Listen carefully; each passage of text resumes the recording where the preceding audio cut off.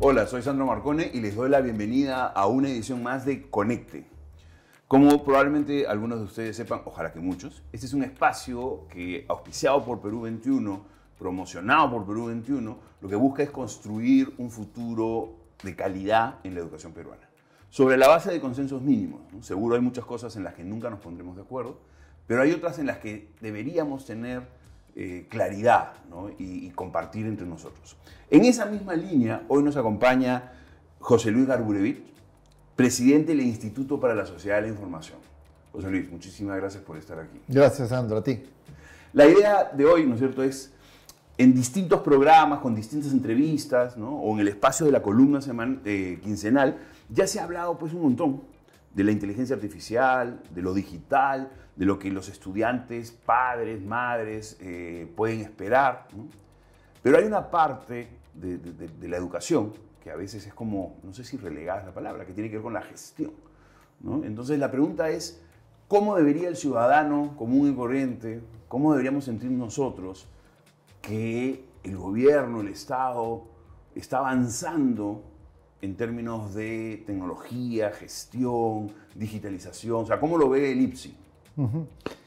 Mira, Sandro, yo creo que en un sentido la gente tiene que poder conectar información con toma de decisiones. Es decir, quienes tengan que tomar alguna decisión, y no solamente autoridades, claro, sino en casa, las familias también toman decisiones permanentemente, ¿verdad? Y en educación tú tomas decisiones, en qué escuela, a qué instituto, a qué universidad, qué carrera quiero estudiar, etc. La información y por lo tanto la organización de esa información y conocimiento es vital para tomar decisiones. Así que yo como ciudadano debería al menos decir, oye, eso que está planteando la presidenta, eso que está planteando el gobernador regional, ¿en base a qué data, en base a qué evidencia la está tomando? Ese es un tipo de control bien explícito, digamos, de cómo se usa información en la vida diaria, ¿no? Pero lo otro es, pienso, que como ciudadano usuario de servicios, públicos o privados, es que yo pueda ir a un establecimiento y el establecimiento, digamos, ya conozca mi background, ¿no? Ya conozca mi perfil, de dónde vengo. Entonces yo voy a una clínica y yo no debería volver a llenar toda una ficha de información porque de alguna manera esa información ya debería existir, ¿verdad? Los sistemas deberían estar conversando. Yo como ciudadano esperaría que cuanto menos trámite, menos burocracia haya, menos demanda de información haya, siento que esto está funcionando mejor, ¿no? Cuanto más me vuelvan a preguntar, quiere decir que hay algo que no interopera, claro, que no se intercomunica. Claro, es como decir, no recuerda, o sea, el Estado no me recuerda, el Estado no me tiene registrado, no me conoce, ¿no? Y lo más interesante de lo que planteas es que existe una norma, es decir, está normado ya la interoperabilidad de los sistemas. Y en principio se supone que a nadie le debería pedir una copia del DNI, por ejemplo. Ninguna instancia del gobierno debería ya pedirte una copia fotostática de tu DNI, ¿no? Claro, así es. O cuando vas, yo siempre me pongo a pensar, ¿no? Los programas nacionales, por ejemplo, ¿no? Los subsidios que da Juntos, que da Pensión 65, qué sé yo. Con mayor razón un ciudadano que constantemente recibe del Estado una prestación, debería saber, oye, el Estado sabe quién soy, a dónde voy, cuánto he progresado gracias a este esfuerzo, por qué me focalizaron a mí y no a otros, ¿no? En mi familia, cómo he ido creciendo, cómo me he ido empoderando. Entonces, otra vez, si yo llego a un establecimiento y no siento que el Estado, como tú dices, me conoce, me sigue mi trazabilidad, mi camino, entonces, ¿qué clase de decisiones están tomando sobre mí, ¿no? Si no me conocen, ¿no? Claro, además, y digamos, yo creo que se dice poco, pero tiene que ver incluso con la formalidad, ¿no es cierto? O la informalidad, ¿no? Si yo no reconozco, o sea, si el Estado no me reconoce, y yo reconozco al Estado, claro, o sea, juego con qué reglas. Exacto. ¿Vale la pena seguir las reglas, cuidar las reglas, enseñarle las reglas a mi hijo, o más bien que sean unos sobrevivientes como Exacto, yo? En la aventura, ¿no? Y en educación eso es clave, ¿no? Porque el Estado debería saber cuántas, si yo estoy dentro del sistema, si yo sigo estudiando o no, por ejemplo. El Estado permanentemente debería saber cuántos chicos siguen en la secundaria o no, ¿no? ¿Están yendo a clases o no? Ya. Y si no están yendo a clases, ¿por qué? ¿Dónde están? ¿Cuántos son? ¿No? ¿Cuáles son las razones? ¿Qué porcentajes han dejado la escuela? ¿Por qué motivo? Para yo poder tener estrategias diferenciadas. Entonces, otra vez, la información para tomar decisiones es clave, porque si no, tanto para los que están en el sistema formalmente, pero también para los que no están en el sistema. Para los que no están en el sistema quizás es incluso más importante, claro, porque así es como yo certifico las competencias, por ejemplo, que deben estar aprendiendo fuera de la escuela, que también debería saber si las están desarrollando o no, para que cuando vuelvan yo sepa de dónde vincular ya sus progresos, ¿no? Es claro, y entonces, claro, en el fondo podríamos decir, hay cosas que desde educación son relevantes, no solo por la perspectiva de derechos, sino también por empleabilidad, por ejemplo, ¿no? Exacto. Pero también desde trabajo o de la agenda social, ¿no? Es decir, otro signo de avance tecnológico debería ser una coordinación intersectorial más robusta.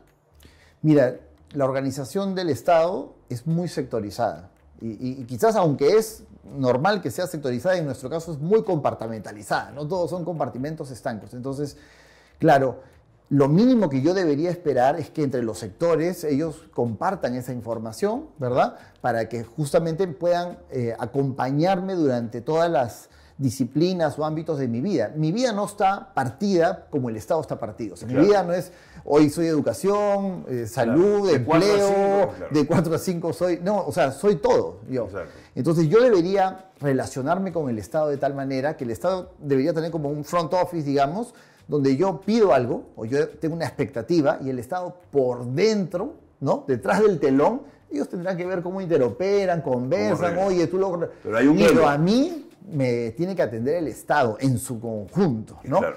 Eso creo que es una de las pocas cosas que hemos todavía dejado de avanzar como debiéramos. Creo que la modernización del Estado y la transformación digital ha sentado bases, ¿no? Arreglos institucionales importantes, pero la gente todavía no lo va a sentir hasta que no pase esto que te digo, ¿no? Claro. Que es que yo toque una puerta del Estado y me reconozca. Y diga, ah, Sandro, claro, muy bien, tú estás aquí, ¿no? Claro. Tú ya te has vacunado, tú ya te has pasado por tus controles, pero nunca nadie pasa eso. Yo tengo que estar yo tengo que permanentemente estar recordando quién soy, ¿no? Claro. Y de repente no deberíamos estar esperando, no sé, pues cada 5 años, cada 7 años que se haga un censo, ¿no?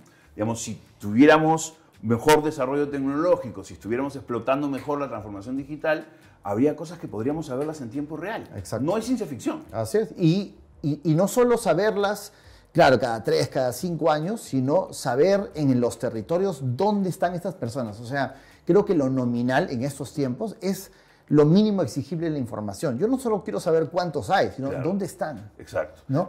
Claro, y lo que has planteado, has dicho una palabra que me parece que es interesante, que la gente que nos está viendo también empiece a interiorizarlo. Cuando hablamos de territorio, ¿no es cierto?, estamos diciendo que el Estado no es solamente el gobierno nacional o el Estado nacional, ni siquiera regional, ¿no? ni provincial. Estamos incluso hablando de las alcaldías, ¿no es cierto?, de los distritos. Ese podríamos decir que es la unidad territorial básica. Y así como tú ves, ponte en la prueba PISA o en la evaluación de aprendizajes, tú dices, bueno, no sé, pues el 10% de los estudiantes no comprenden lo que leen.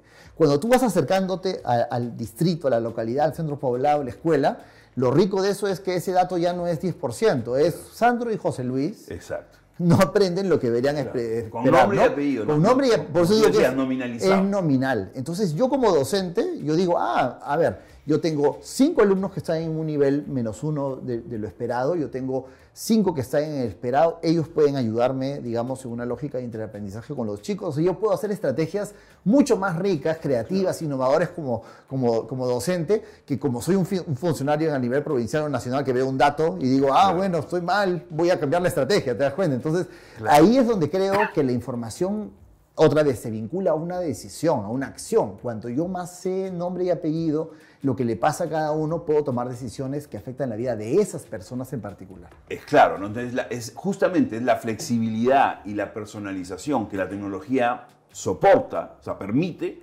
pero que se tiene que ejecutar. Porque además desde el lado educativo le pedimos al docente que sea creativo, que sea moderno, que sea innovador, que sea un facilitador del aprendizaje, correcto, ¿no es cierto? Y que sea justamente sensible a esa heterogeneidad. Así es. Pero desde el lado de la gestión, ¿qué tan sensibles estamos siendo a la heterogeneidad? ¿No es cierto? Es decir, una UGEL, una unidad de gestión educativa local, ¿gestiona heterogeneidad? No se da abasto, ¿no? Todavía nuestra organización, una UGEL, supervisa, voy a decir así, o acompaña un número de escuelas que es muy grande para su capacidad, ¿no?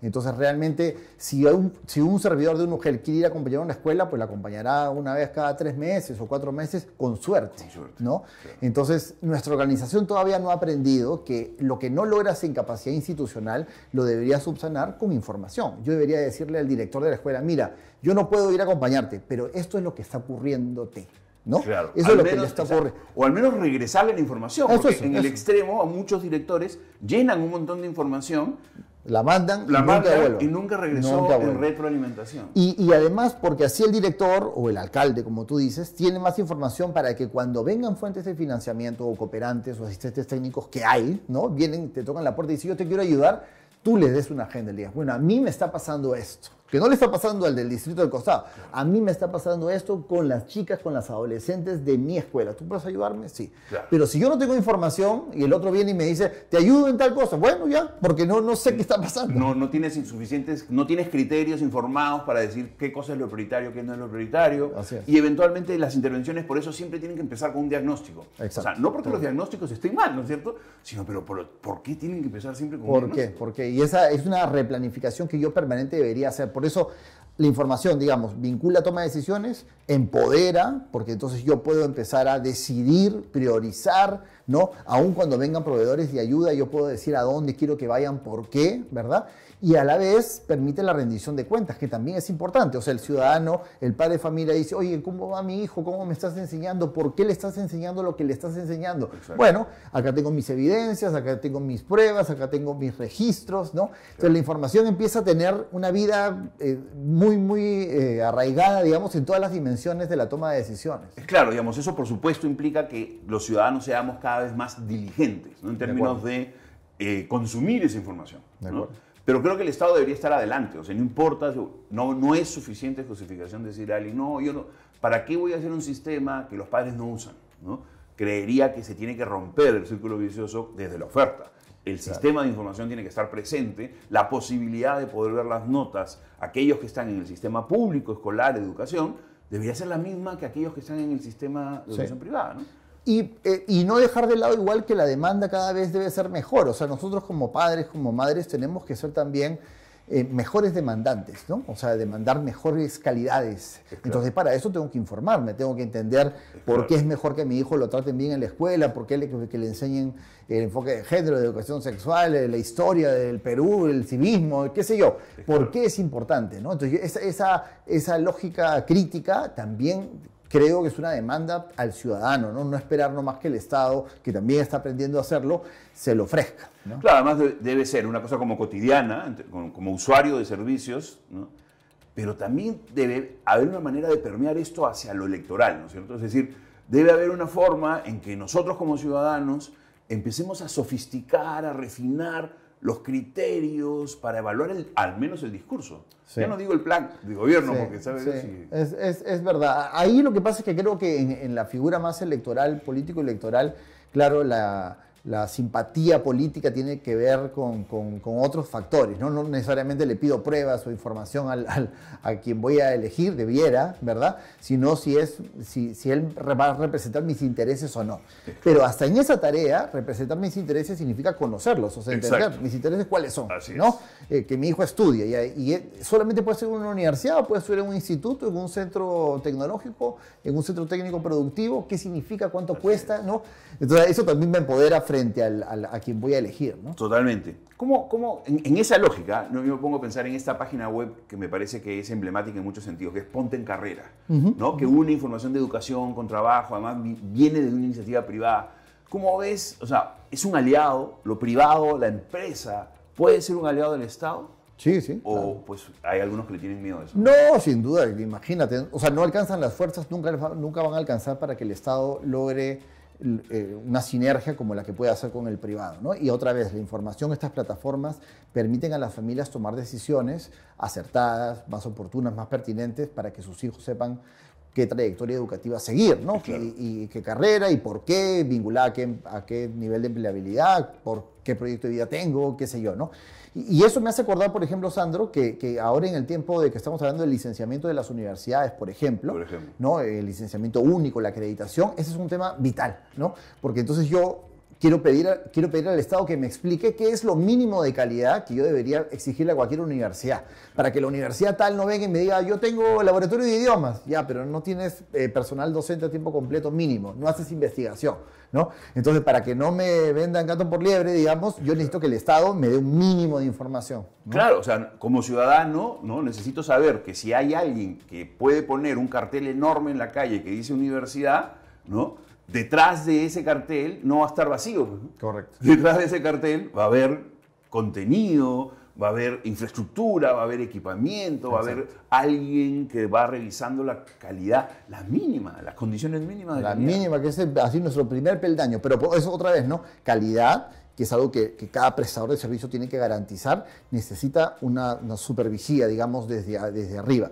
Eso está basado en información para el Estado que toma decisión y la familia que toma también esa microdecisión sobre sus hijos, sobre sus trayectorias, ¿no? Totalmente.